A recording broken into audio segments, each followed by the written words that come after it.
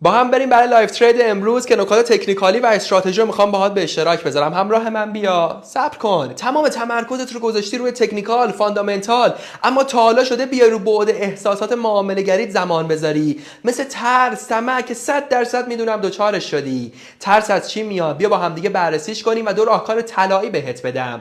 ترس از دست دادن سرمایه میاد و کمبود اعتماد به نفس یک معامله گر. دو راهکار طلایی برای برطرف کردن ترس.